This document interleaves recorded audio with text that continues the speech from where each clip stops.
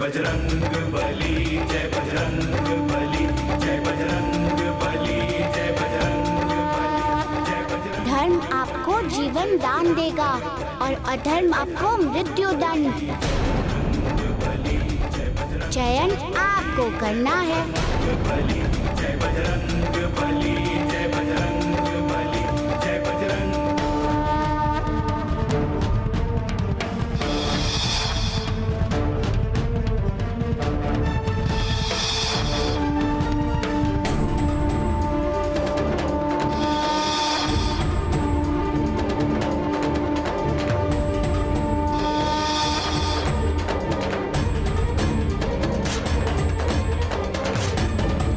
रुद्रावतार, हे रुद्रावतार, आज भले ही मैं शक्तिहीन हो गया हूं, लेकिन कल मैं पुनः अपनी शक्तियों को अर्जित करूंगा। कल मैं पुनः शक्तिशाली बनूंगा और तब मैं भृगुपुत्र शुक्राचार्य अपना प्रतिशोध लेकर रहेगा, लेकर रहेगा, लेकर रहेगा।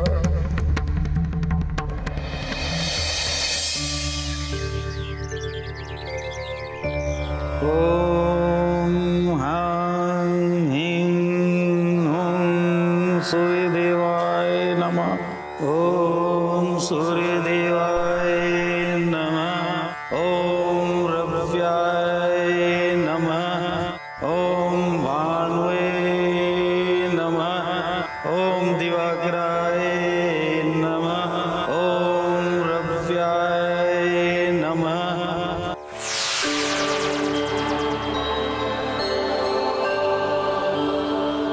ओम सूर्यदेवाय नमः।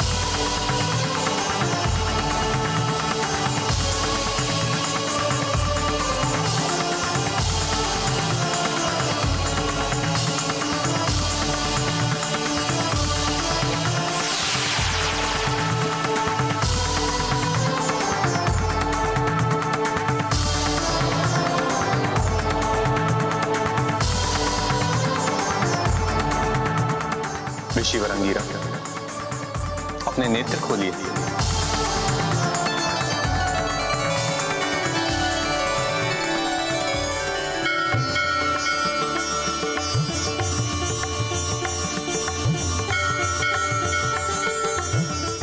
हे भानुभास्कर, आपकी असीम अनुकंपा जो आपने मेरी प्रार्थना सुन ली। प्रभु, मेरा उद्धार कीजिए। इस कुष्ठ रोग के शाप से मुझे स्वस्थ कीजिए प्रभु। कुष्ठ रोग? कहाँ है आपको कुष्ठ रोग?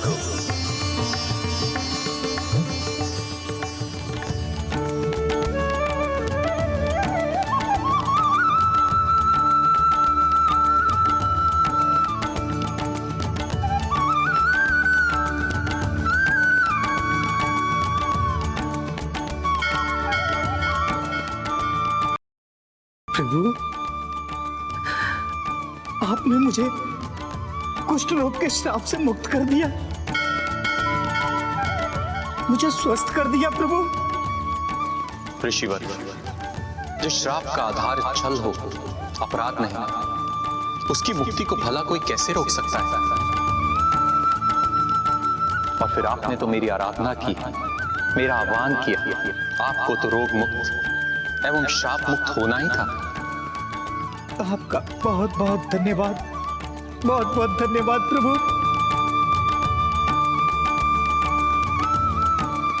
ऋषिवर, अब मुझे आज्ञा दें।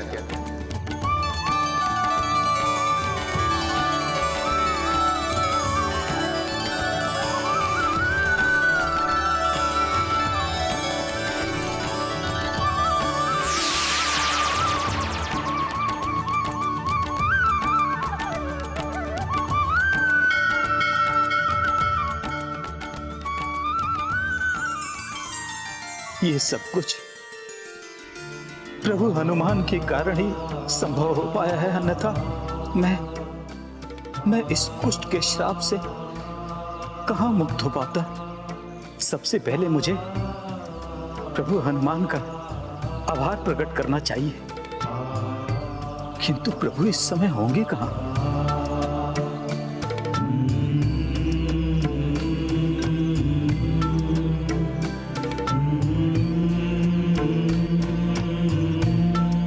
प्रभु, अभी अभी आपका ही स्मरण कर रहा था। कोई विशेष बात? नहीं प्रभु, बस आपने अष्ट सिद्धि की पावन कथा सुनाकर मुझे पाप मुक्त किया और इस कुष्ठ रोग के श्राप से मुक्त करने हेतु आपका आभार प्रकट करना चाहता था। आपको आभार प्रकट करने की आवश्यकता नहीं है ऋषिवर, क्योंकि आप पूज्य हैं तथा अब आप अपने आकाश लोक को लोक सकते हैं। जैसी आज्ञा प्रभु।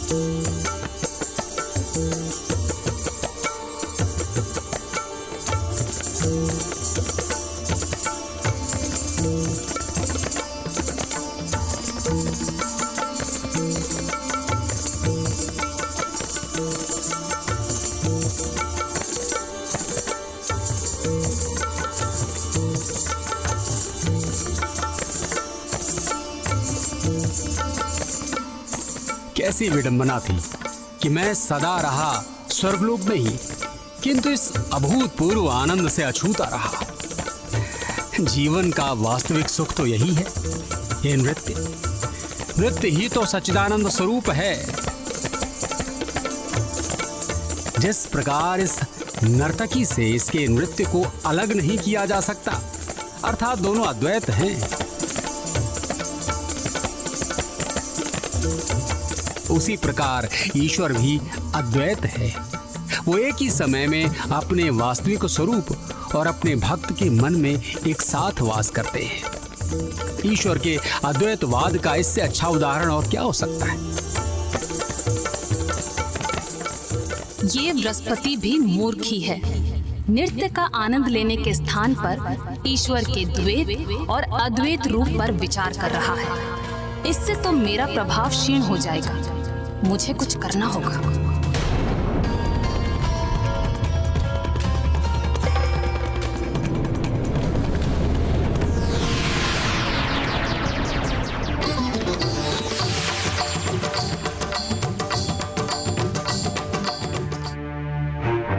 देवीमती, आपने सत्य कहा था।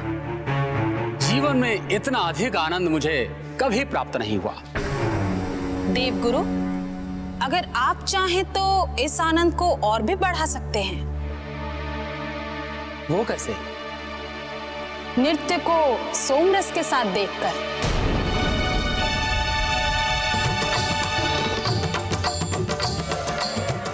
सोमरस? हाँ देवगुरु, सोमरस, जिसे आपके मार्गदर्शन पर चलने वाले देवता पीते हैं, और आप तो इन सबके गुरु हैं, तो क्यों ना आप इसका पान करें?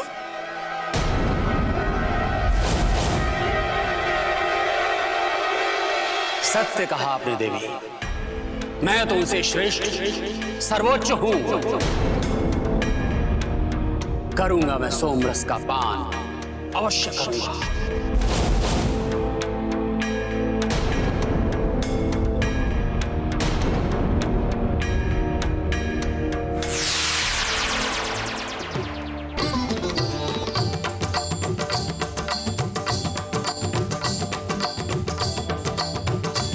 रोक दो, रोक दो।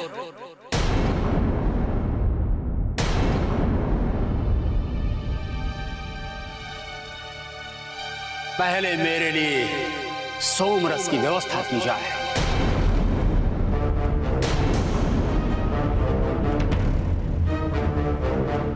आज क्या हो गया है गुरुदेव को कि केवल अधर्म पर अधर्म ही किए जा रहे हैं?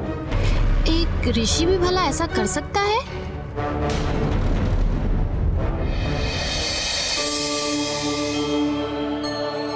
माता, मेरे पास अन्य कोई विकल्प नहीं था। देवगुरु की आज्ञा की अवहेलना धर्म की अवहेलना होती, इसीलिए मैंने उनकी आज्ञा का पालन किया और स्वर्ग का सिंहासन उन्हें सौंप दिया, इस विश्वास के साथ कि देवगुरु अपने बुद्धि और ज्ञान का उपयोग करके कुबुद्धि को पराजित कर देंगे। किंतु वे तो जैसे उसके प्रभाव में और अत्यधिक आ गए। अधर्म के अतिरिक्त उन्हें कुछ और सूझ ही नहीं रहा है। माता, नारायण नारायण। हाँ माता, ऐसा प्रतीत होता है कि स्वर्गलोक में गुरु बृहस्पति की नहीं अपितु शुक्राचार्य की उपस्थिति है।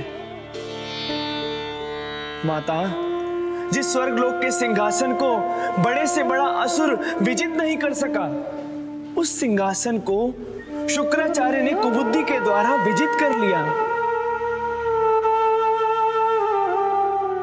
कुबुद्धि ने देवगुरु को रास और रस के सागर में डुबो दिया। माता, हमें कुछ करना होगा, अन्यथा सृष्टि एवं धर्म की सारी व्यवस्था छिन्न भिन्न हो जाएगी। हाँ माता, हमें कुबुद्धि के प्रभाव को शीघ्र समाप्त करना होगा। देवर्षि, ऐसी स्थिति में आप लोगों की सहायता केवल संकट मोचन हनुमान ही कर सकते हैं। एवं देवेंद्र, जिस प्रकार आपने स्वर्ग को बृहस्पति को सौंपकर अपने धर्म का पालन किया है, उसी प्रकार स्वर्ग एवं धर्म की रक्षा करना भी आप ही का कर्तव्य है।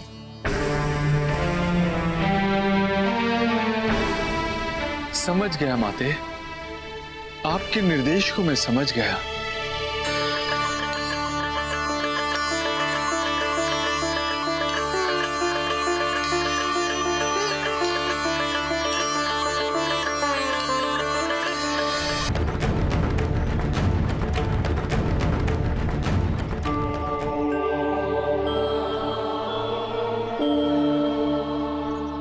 गुरुदेव की आज्ञा अनुसार नवनिधि को प्राप्त करने में तो बहुत विलंब हो गया है, किंतु मुझे प्रसन्नता इस बात की है, अष्ट सिद्धि की कथा से ऋषि अंगिरा को तो लाभ हुआ ही, और इस संसार को भी इन कथाओं से पूर्ण लाभ होगा।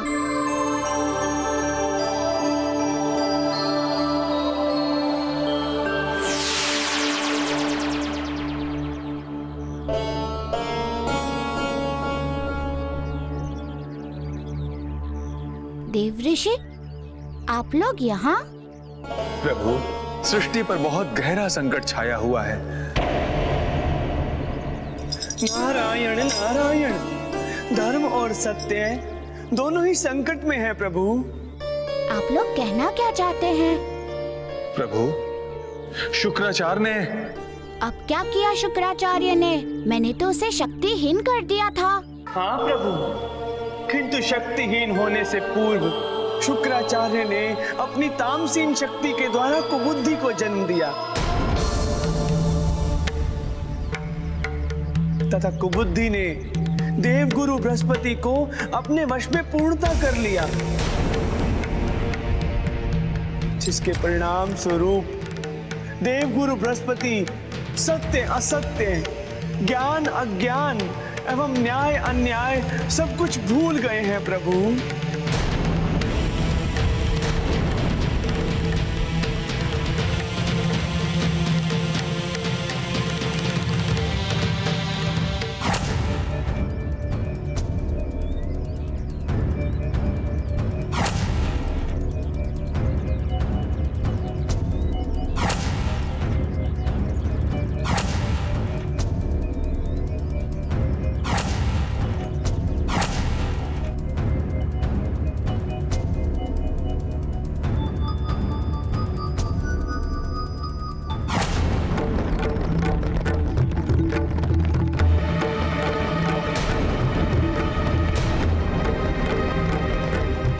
ऋषि, ये तो बहुत ही बड़ा संकट है कि गुरु बृहस्पति, जो सभी ग्रहों के देवता हैं, संसार में धर्म के व्यवस्थापक हैं, फिर कुबुद्धि के प्रभाव में आकर धर्म के मार्ग से भटके। मेरी समझ में तो ये नहीं आ रहा है कि स्वर्गलोक छोड़कर वो पृथ्वीलोक पर गए ही क्यों? शुक्राचार्य से अपने पिता की रक्षा हेतु उनसे वार्ता करने गए थे, उनसे क्षमा याचना करने गए थे। इसका अर्थ ये हुआ कि गुरु बृहस्पति के मन में पुत्र मोह ने स्थान ले लिया है और मोही को मार्ग पर ले जाने वाला प्रथम प्रदर्शन है। मोह के वश में ज्ञानी से ज्ञानी भी अंधा हो जाता है, अधर्म के मार्ग का अनुसरण करने लग जाता है, ताक पर रख देता है अपना विवेक एवं अपनी बुद्धि। मोह कुबुद्धि की संगिनी है देव ऋषि। मोह के जागते ही उनमें अपना डेरा जमा लेती है और यही गुरु बृहस्पति के साथ हुआ है। नारायण नारायण, तो अब क्या होगा प्रभु? अब कैसे वे सद्मार्ग पर आएंगे? प्रभु, अब आप ही देव गुरु को उसके प्रभाव से बाहर ला सकते हैं, उसके प्रभाव को नष्ट कर सकते हैं। हाँ प्रभु, देवराज इंद्र सत्य कह रहे हैं। कुछ कीजिए प्रभु, शीघ्र कुछ कीजिए, अन्यथा इस संपूर्ण संसार में कुबुद्धि का राज हो जाएगा। संपूर्ण संसार कुमति को सुमति समझने लगेगा प्रभु। देव ऋषि, चिंतातुर मत होइए, ऐसा कदापि नहीं होगा। अधर्म चाहे कितने भी रूप बदल ले, उसका अंत निश्चित है। इंद्रदेव, अधर्म चिरायु नहीं होता है, निश्चिंत रहे आप लोग। गुरु बृहस्पति शीघ्र ही सद्मार्ग पर आ जाएंगे।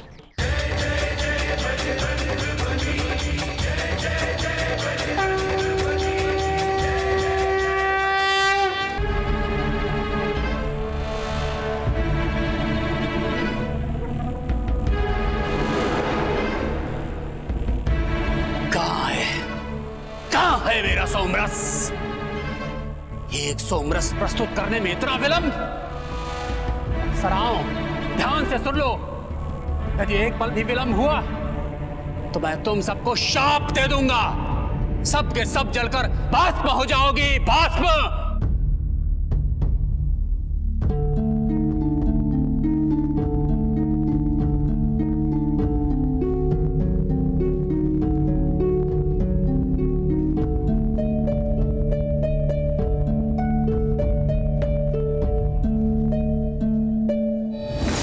क्षमा करे देव।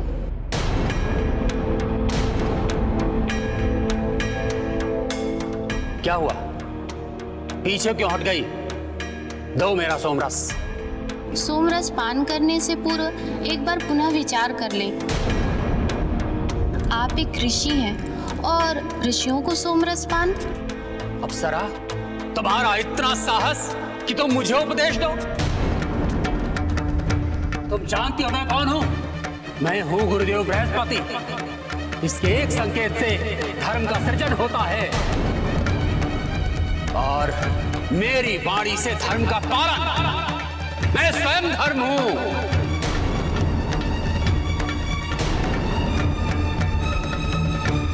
मैं हूं बृहस्पति, गुरुदेव बृहस्पति।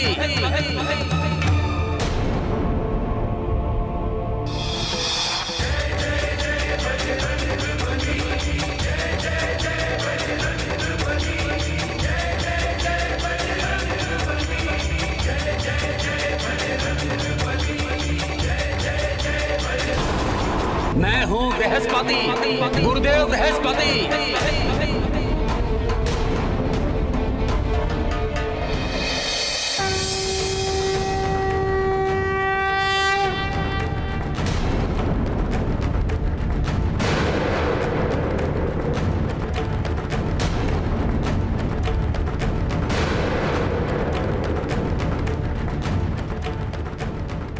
उससे अच्छा ना कोई धर्म जानता है और ना समझता है। दो सोमरस। सत्य कहा आपने गुरुदेव। आप धर्म के मानक हैं, इसीलिए कह रही हूँ पुनः विचार को। सोमरस पान से धर्म का नाश होता है। अप्सरा, तुम अपनी सीमा का अतिक्रमण कर रही हो। अप्सरा, सीमा का अतिक्रमण अशोभनीय ही नहीं, अपराध भी है।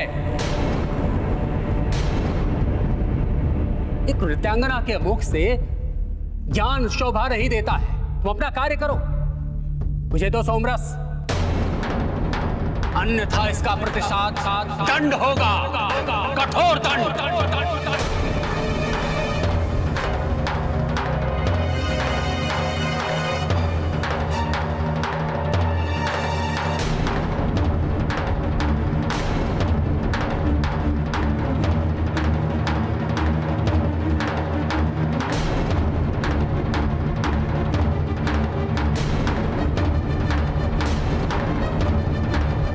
आज मैं सोमरस रूपी सागर में डूबकर जीवन का आनंद लूंगा, परम आनंद लूंगा।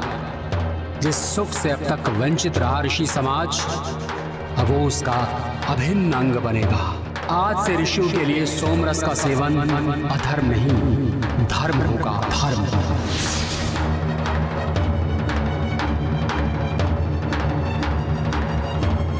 रुक जाइए देवगुरु, ठहरिए।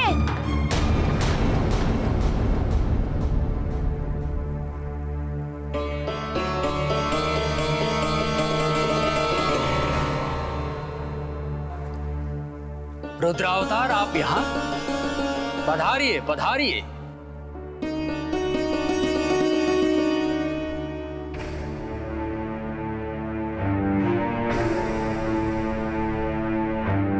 बृहस्पति के स्वर्ग में आपका स्वागत है। आसन ग्रहण कीजिए। बृहस्पति के स्वर्ग में आपका स्वागत है। स्वर्ग के सभी सुखों का निसंकोच उपभोग कीजिए। अवश्य देवगुरु, किंतु उससे पूर्व मुझे आपसे कुछ बात करनी है।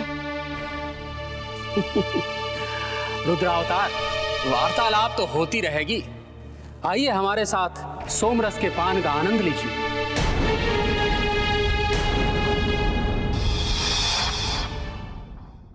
माता, ये क्या? देवगुरु बृहस्पति प्रभु हनुमान को भी नहीं पहचान पा रहे हैं। देव कुबेर, जब किसी प्राणी के नेत्रों पर मोह, माया और अहंकार का पर्दा पड़ जाता है तो वह सत्य को देखते हुए भी देख नहीं पाता। और अब यही स्थिति देवगुरु बृहस्पति की भी है। आपने सत्य कहा माता। यदि ऐसा नहीं होता तो भला प्रभु हनुमान को सोमरस के निमंत्रण देने का दुस्साहस नहीं करते, कदापि नहीं करते। देव कुबेर, इस समय देवगुरु बृहस्पति और शुक्राचार्य की स्थिति में कोई अंतर नहीं। दोनों ही कुमोति रूपी अहंकार तथा प्रतिशोध के कैचुल में लिपटे होने के कारण धर्म और अधर्म में अंतर नहीं कर पा रहे हैं। जबकि सत्य ये है कि दोनों ही विद्वत्ता में शिखर पर हैं। परिस्थितियां जटिल हैं माता, और ऐसी स्थिति में प्रभु हनुमान भी कुछ कर पाने में असमर्थ हो जाएंगे। नहीं देव कुबेर, उनके लिए कुछ भी असंभव नहीं है। वे बल और शक्ति के धारक हैं। संकट मोचन हनुमान हैं। वे संकट को दूर करना भली भांति जानते हैं। इस संसार के लिए कुछ भी कठिन एवं असंभव हो सकता है, किंतु हनुमान के लिए नहीं। इसीलिए आप निश्चिंत रहिए देव कुबेर।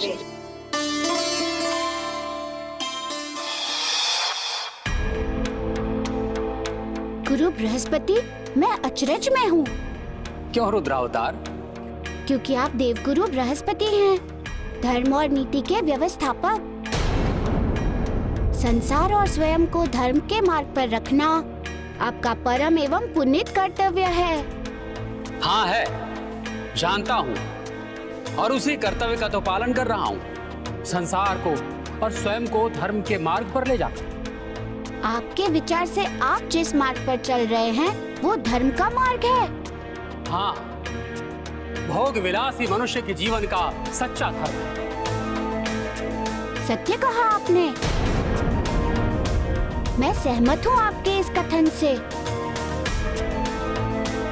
किंतु आप जिस भोग विलास से प्राप्त करने वाले सुख की बातें कर रहे हैं वे सुख क्षणिक है और क्षणिक सुख दुख का कारण होता है ऋषिवर।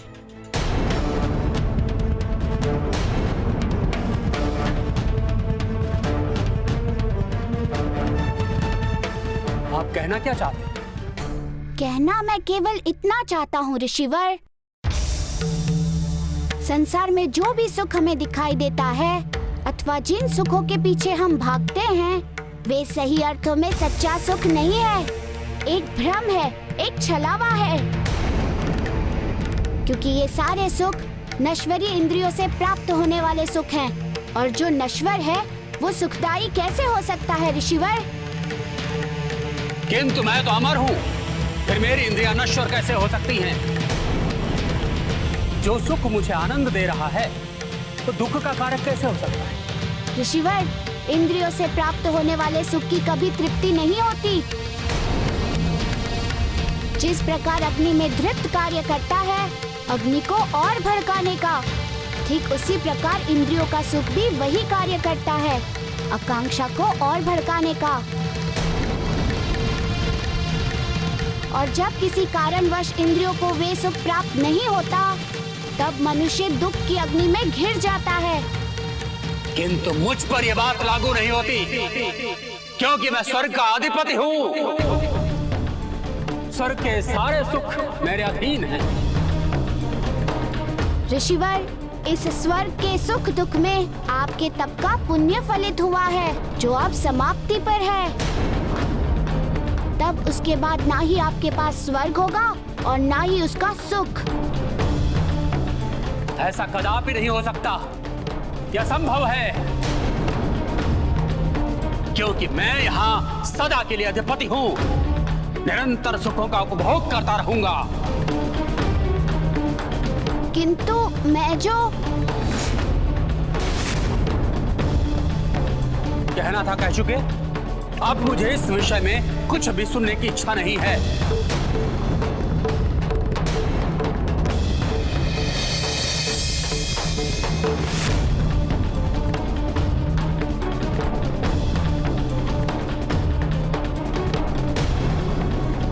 मैं जानता हूँ ऋषिवर कि धर्म की बातें सुनकर आपके भीतर का अधर्म आंदोलित हो चुका है।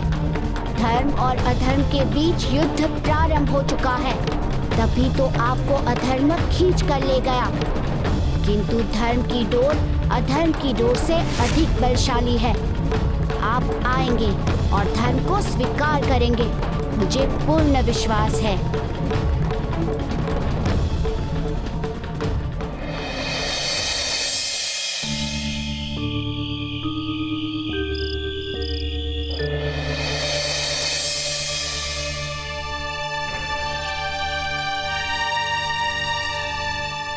ऋषिवर, इस स्वर्ग के सुख दुख में आपके तप का पुण्य फलित हुआ है जो अब समाप्ति पर है।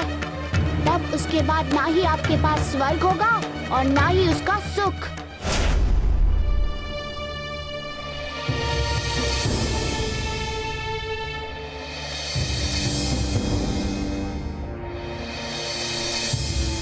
ऐसा नहीं हो सकता, ऐसा नहीं हो सकता, ऐसा कदापि नहीं हो सकता।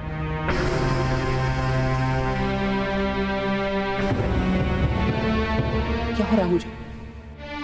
मैं भयभीत क्यों हो रहा हूं? किस बात से भयभीत हो रहा हूं मैं? देवी मती, मेरी सहायता कीजिए, मेरा मार्गदर्शन कीजिए देवी मती। क्या हुआ देवगुरु?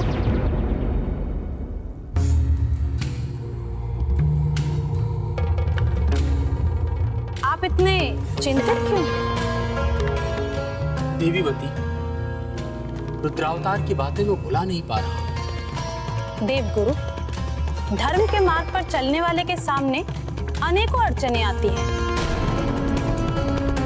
अनेकों कठिनाइयां आती हैं। उनसे राह को विचलित नहीं होना चाहिए। आप धर्म के मार्ग पर हैं ना, इसलिए ऐसे बहुतेरे मिलेंगे जो आपको दिग्भ्रमित करने की चेष्टा करेंगे। आप उनकी बातों में मत आइएगा, बस आप सतत चलते रहिए। देखिएगा, एक दिन थक कर हार कर वो सब चुप हो जाएंगे। आपके लिए धर्म का पालन महत्वपूर्ण है, लोगों की बातें नहीं। अब जाइए, तनाव को त्याग दीजिए और जाकर विश्राम कीजिए, सब ठीक हो जाएगा।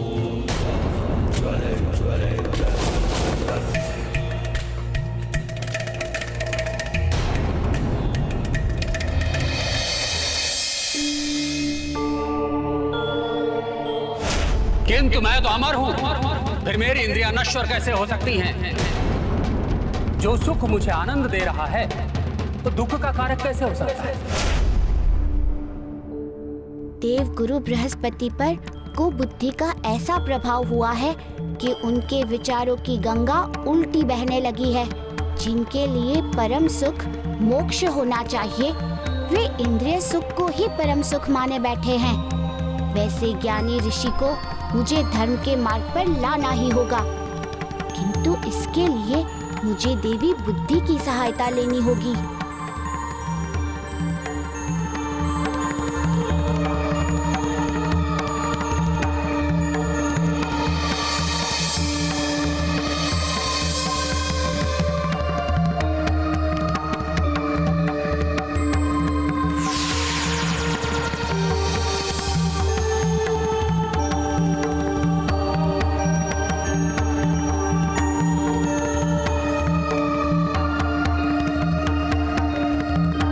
बुद्धि उपस्थित है प्रभु।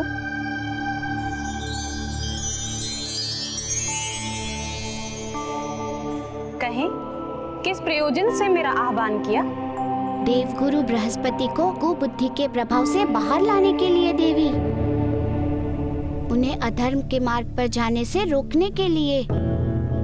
मैं जानती हूँ, इस समय गुरु बृहस्पति कुबुद्धि को अपना विवेक समझ रहे हैं। उसकी सहायता से वो अपने सारे निर्णय ले रहे हैं। हम दोनों मनुष्य के विवेक के दो पटल हैं। हम में से मनुष्य जिसे स्वीकार करेगा, हम उसके साथ रहते हैं, और उन्होंने कुबुद्धि को स्वीकार किया है, इसलिए वो उसके आदेश के अधीन है प्रभु। इसलिए तो मैंने आपको बुलाया है, ताकि देवगुरु बृहस्पति कुमति की नहीं सुमति की सुने, सुमति के परामर्श को माने, कुमति के नहीं। किंतु ये कैसे संभव है प्रभु? उन्होंने मेरे सुनना तो दूर, मुझे देखना तक छोड़ दिया है।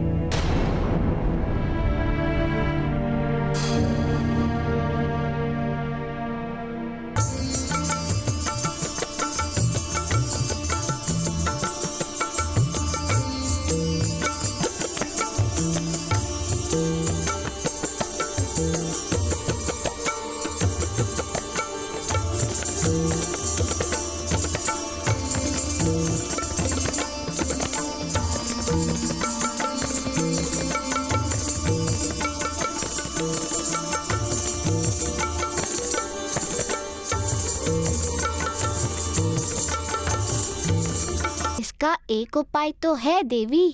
क्या प्रभु?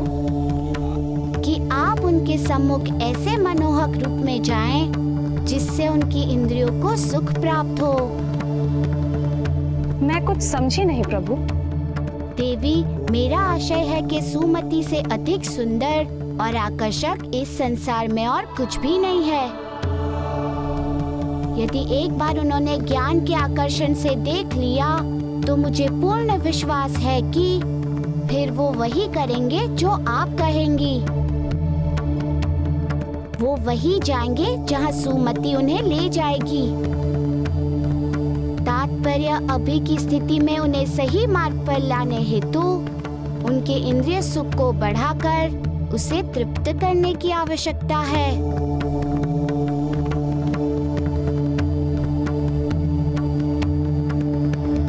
ये कोई क्रीड़ा नहीं, अपितु मनोव्यक्त चाल है देवी।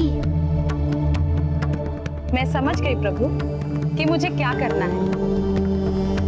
मुझे आशीर्वाद दीजिए कि आपके विश्वास की कसौटी पर मैं सफल हूँ।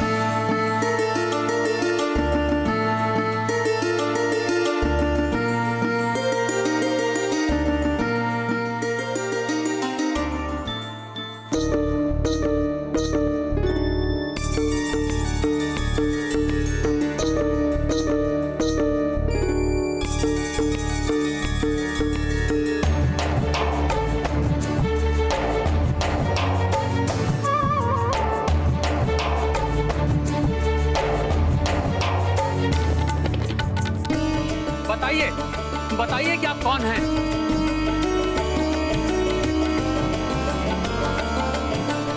रुक जाइए, ठहरिए देवी, रुक जाइए, ठहरिए देवी, रुक जाइए, रुक जाइए, बताइए आप कौन हैं?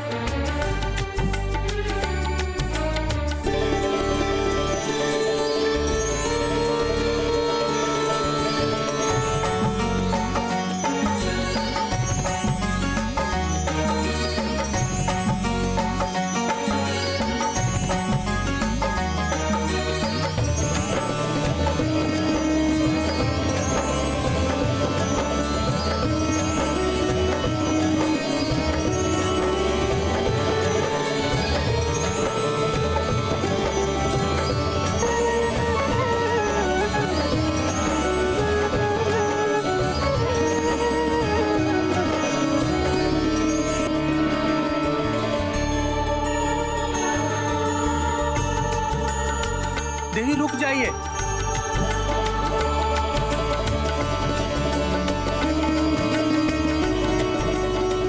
ठहरिए देवी, ठहरिए, रुक जाइए,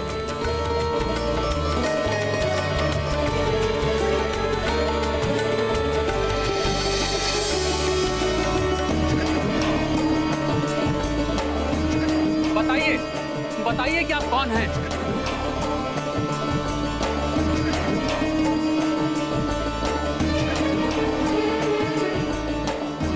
ठहरिए देवी, ठहरिए, रुक जाइए,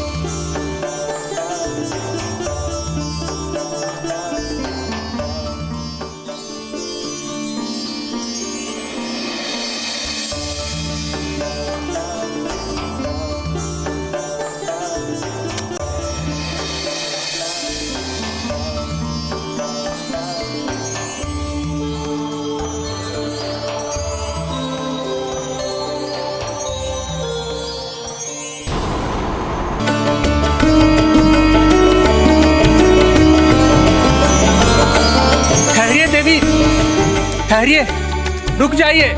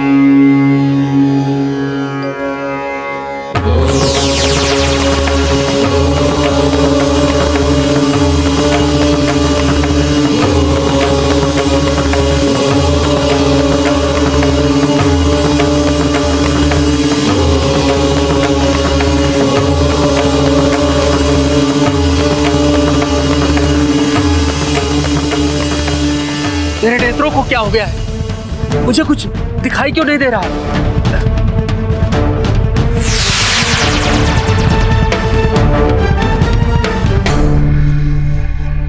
ऋषिवर, कुबुद्धि के प्रभाव के कारण आप इस ज्ञान के प्रकाश को सहन नहीं कर पा रहे हैं। आप भूल गए हैं अपने अंतःकरण के ज्ञान और धर्म को। किंतु तो शीघ्र ही ये मूल्यवान ज्ञान आपके हृदय में उतर जाएगा तथा मन में बैठी कुबुद्धि दूर हो जाएगी।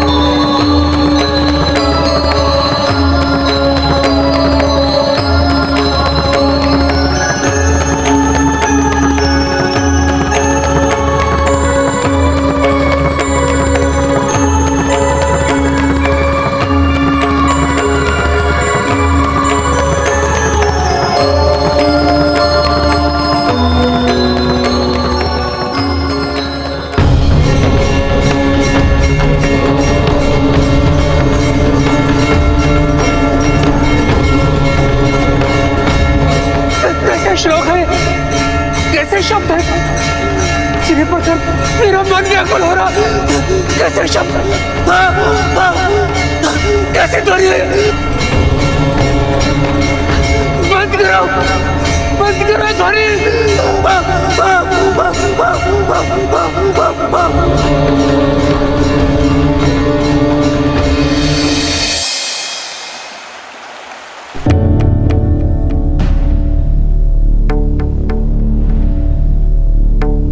क्या हुआ देवी बुद्धि, आपके लखाट पर चिंता की रेखाएं? प्रभु, जैसा आपने कहा था मैंने बिल्कुल वैसा ही किया। गुरु बृहस्पति मेरे पीछे चलते हुए अपने ज्ञान कक्ष तक भी पहुंच गए थे। तत्पश्चात क्या हुआ देवी? उनका मन अपने ही द्वारा रचित ज्ञान को सहन नहीं कर पाया।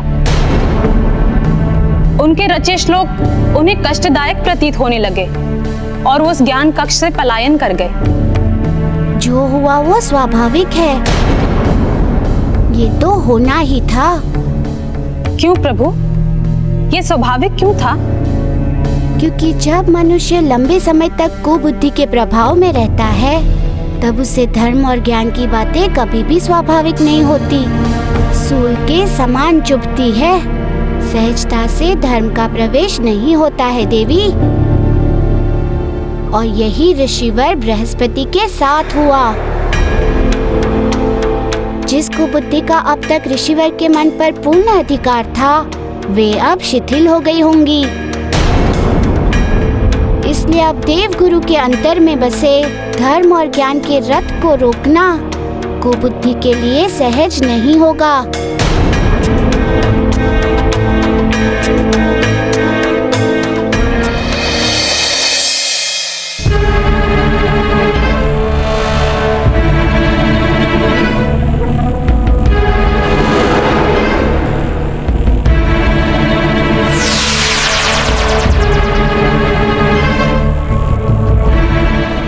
देवगुरु,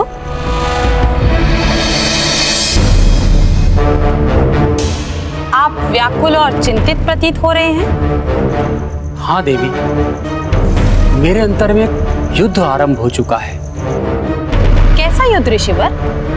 विचारों का।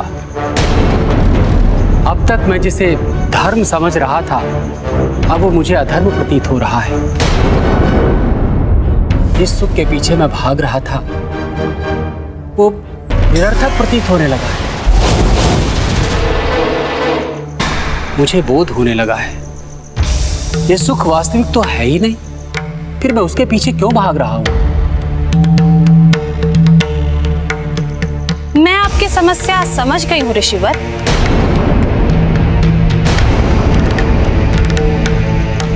देवी, तो समस्या का समाधान भी बता दीजिए। वही जो मैंने आपसे कहा था देवगुरु, आप स्वर्ग के स्वामी हैं। स्वर्ग के सुखों का भोग आपका धर्म है।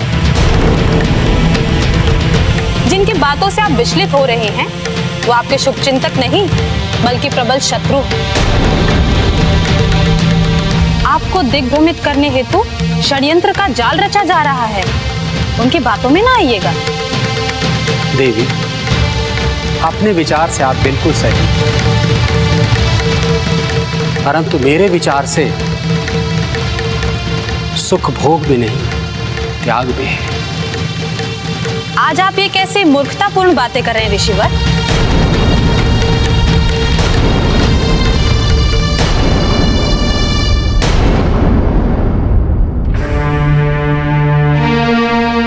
देवी,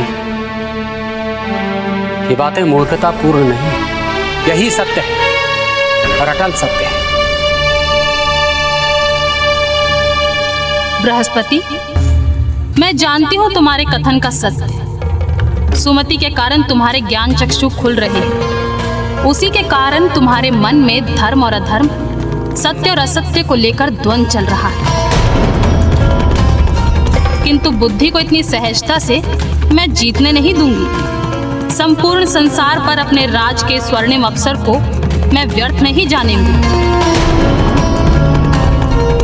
मैं बृहस्पति को सुबुद्धि के मार्ग पर कदापि नहीं जाने दूंगी, कदापि नहीं। ऋषिवर, त्याग दीजिए चिंता और व्याकुलता को और जाकर भोग के धर्म का निष्ठापूर्वक पालन कीजिए। धर्म से भटकना ही अधर्म है, इसे भूलिएगा मत। जाइए।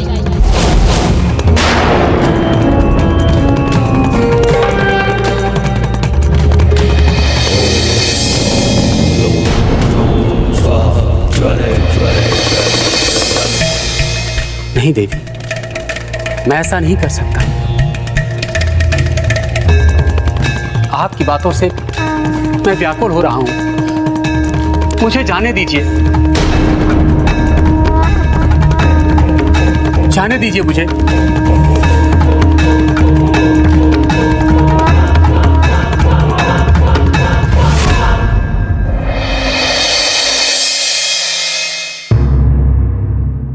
क्या करूं?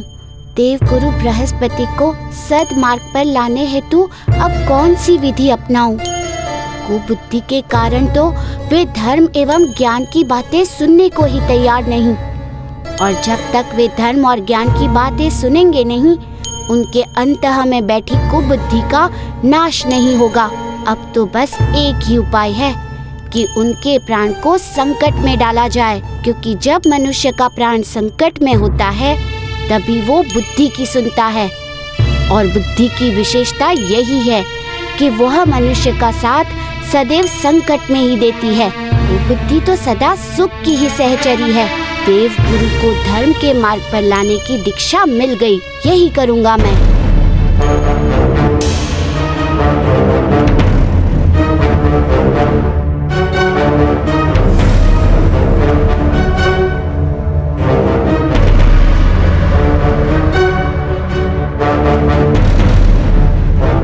यही उचित समय है, मुझे ये कार्य अभी ही कर देना होगा।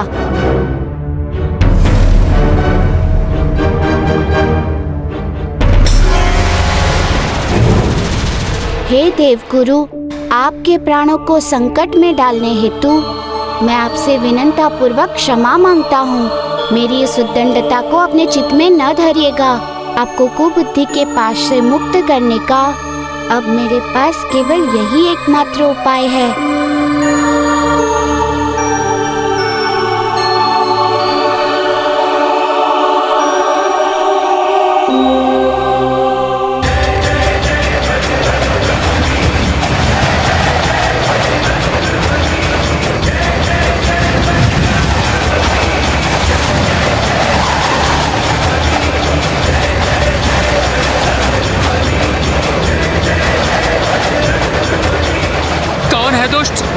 जो मेरे साथ परिहास कर रहा है, मुझ प्रकांड और स्वर्गाधिपति का अपमान कर रहा है। कौन है?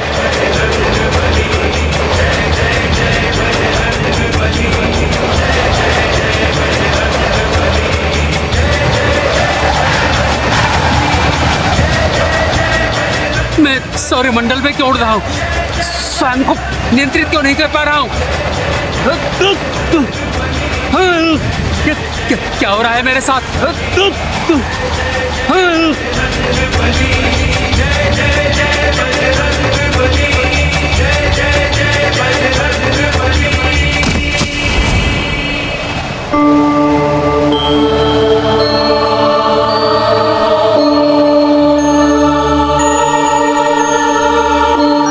देवीपति, मेरी रक्षा कीजिए, मेरा मार्गदर्शन कीजिए, मैं घोर संकट में हूँ।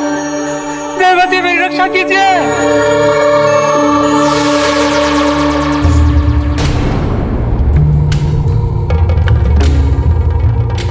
क्या हुआ ऋषिवर?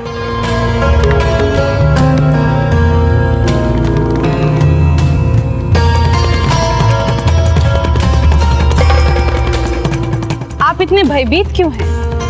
देवीमती, मेरे प्राण संकट में हैं। उभरने का मार्ग बताइए। युद्ध कीजिए, परिस्थिति के साथ युद्ध कीजिए। असमर्थ हूं देवी, नहीं कर पा रहा हूं।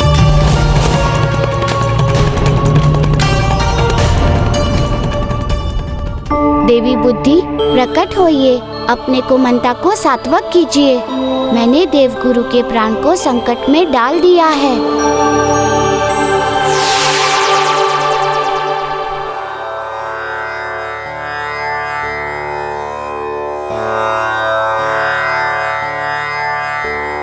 क्या हुआ ऋषिवर? मैं इस विषम परिस्थिति से बचना चाहता हूं। बच सकते हैं। कैसे? आप मुझे स्वीकार कर लीजिए, मैं आपको बचाऊंगी।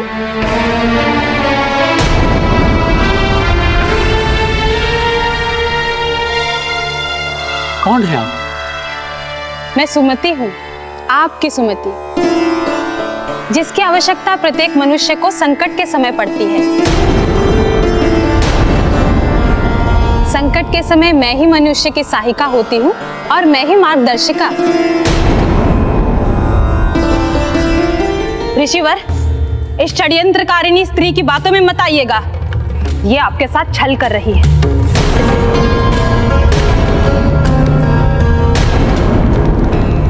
मैं आपसे अंतिम बार पूछ रही हूँ, मैं आपकी तभी सहायता कर सकती हूँ जब आप मुझे सच्चे हृदय से स्वीकार करेंगे।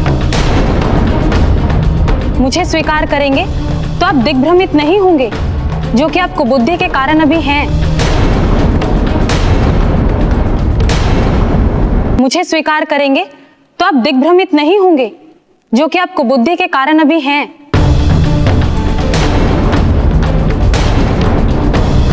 मुझे स्वीकार करने के उपरांत आप धर्मनिष्ठ निर्णय ले पाएंगे, उचित और अनुचित में अंतर कर पाएंगे। ऋषिवर, ये आपको भटकाने की कोशिश कर रही है, आप इसकी बात मत सुनिएगा।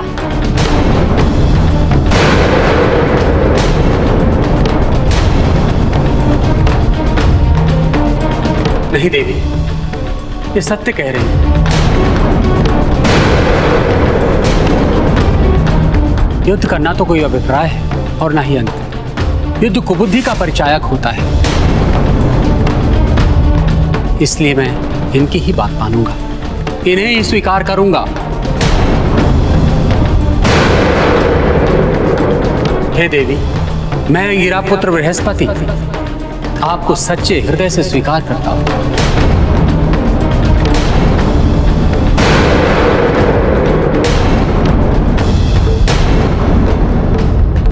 आप मुझ में वास कीजिए।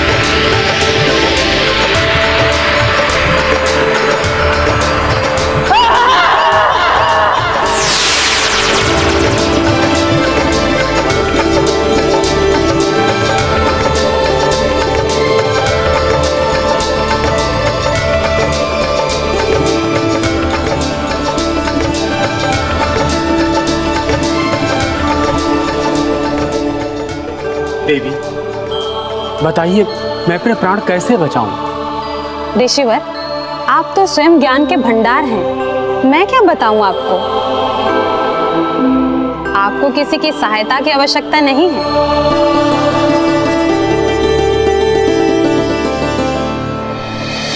ऋषिवर, आप तो स्वयं ज्ञान के भंडार हैं। मैं क्या बताऊं आपको? आपको किसी की सहायता की आवश्यकता नहीं है।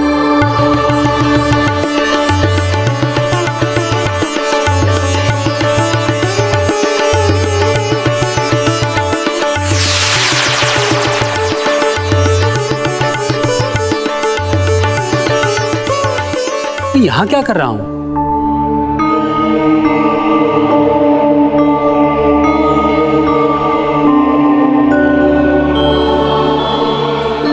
प्रभु आप यहाँ?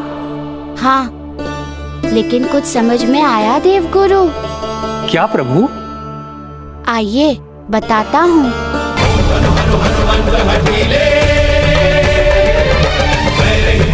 वज्र के कीले, ओम ह्रीं ह्रीं ह्रीं हनुमंत कपीसा।